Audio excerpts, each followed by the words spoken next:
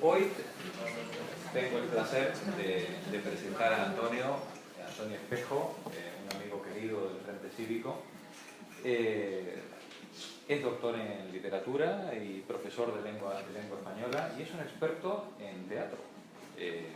De hecho, el año pasado, fue el año pasado, ¿no? Considera, sí, a principios del año pasado, el año pasado, sí. La gran charla con Cirera, ya fallecido, lamentablemente, nos regalaron una sesión apoteósica sobre el teatro republicano, ¿no?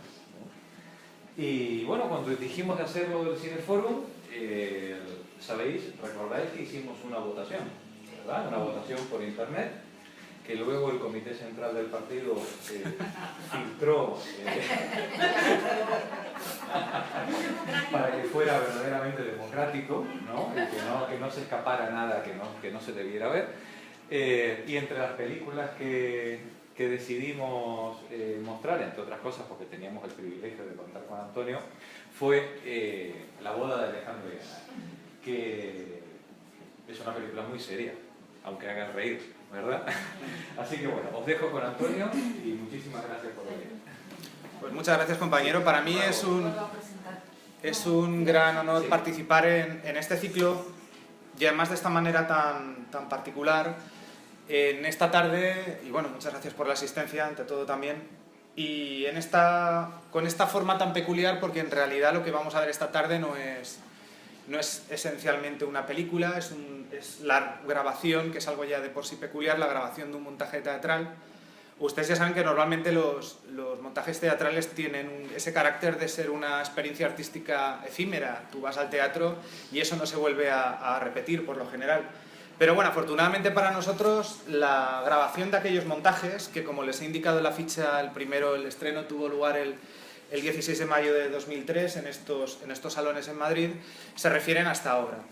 El sentido que tiene esta obra y la manera en la que podemos definirla de una manera más o menos inmediata es que realmente se puede considerar una pieza de agitación y propaganda. Hoy en día en la escena general del teatro español no abundan este tipo de obras. De hecho, analizando la trayectoria de los dos dramaturgos, que son los creadores del texto de la pieza, representa una especie de hito. En el caso de Mayorga, sobre todo porque su teatro se ascribe a lo que se ha venido definiendo habitualmente el teatro de ideas. Sin duda, en el caso de Juan Mayorga estamos hablando del dramaturgo español con mayor proyección actual, no solamente en la escena española, sino fuera. Sin ir más lejos, hace unas semanas estrenó una de sus obras, La Paz Perpetua, en su versión en lengua portuguesa en Brasil.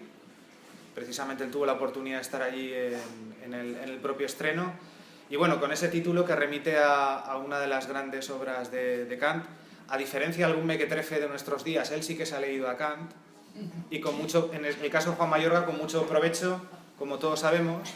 Y bueno, hablando también del otro autor, que es Juan Cabestany, otro autor también madrileño, hay que decir que los dos forman parte, quizás junto con Yolanda Pallín y José Ramón Fernández, de aquella generación de jóvenes escritores de teatro de los años 90 que están en el colectivo del Astillero de Madrid, y que bueno, en el caso de alguno de ellos, como Mayorga, tuvo la oportunidad de ganar aquel premio de título tan evocador, que es el Marqués de Bradomín, ya extinto, ya no existe, que convocaba hace unos años el Injuve, y que por cierto, gracias a esas jóvenes generaciones y promociones de artistas, de escritores teatrales valencianos que pasaron por las aulas y que tuvieron la oportunidad de tener al profesor Cirera como maestro, pues también obtuvieron accessits y premios. Cito, sin ir más lejos, dramaturgos de nuestra tierra como Arturo Sánchez Velasco y Xavi Puchades, ¿no? Como les decía, hay que considerar esta obra, no quiero extenderme mucho, porque ya verán que además la obra tiene lo suyo, solamente dar algunas pinceladas. Yo la defino como de agitación y propaganda porque en alguna ocasión se da la circunstancia de que pueden encontrar ustedes material en internet muy interesante. Hace unos meses, tanto Andrés Lima como los dos autores, los dos Juanes, se reunieron en una entrevista en la cual se les preguntaba por esto. Es decir, es una obra de agitación y propaganda que muchos años antes, fíjense, 13 años antes de todo lo que estamos viviendo, está describiendo lo que está pasando ahora. Es decir, aquellos personajes que ustedes recordarán que pasaron por las portadas del papel cuché que desfilaron como personajes egregios por aquella explanada en San Lorenzo del Escorial y que hoy en día ocupan oscuras habitaciones en las prisiones de nuestros días, están aquí retratados.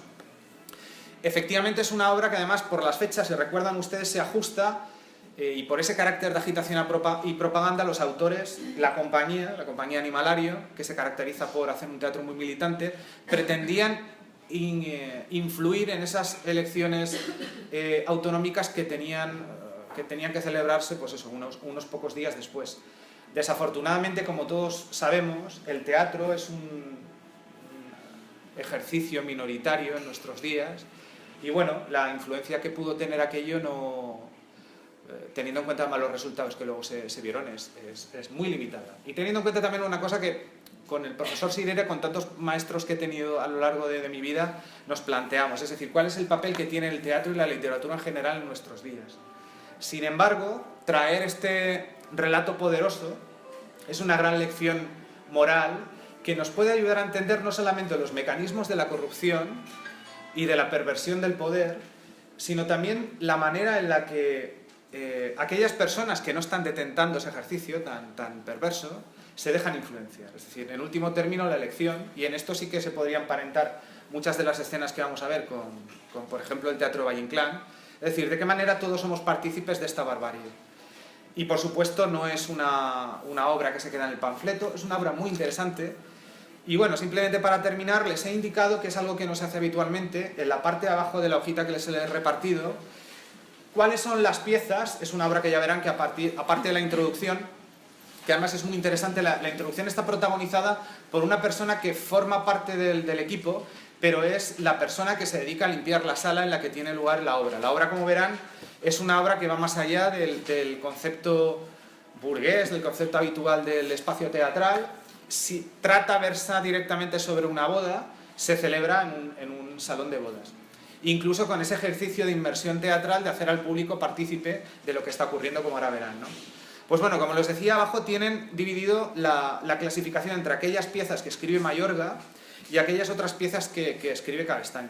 Esta división, que habitualmente no se hace, yo la he podido hacer sencillamente porque sabemos las obras que Mayorga escribió, sencillamente porque hace unos años apareció en la editorial Ñaque Ciudad Real un volumen bastante interesante con todas las piezas breves que había escrito Juan Mayorga, aparte de su teatro mayor.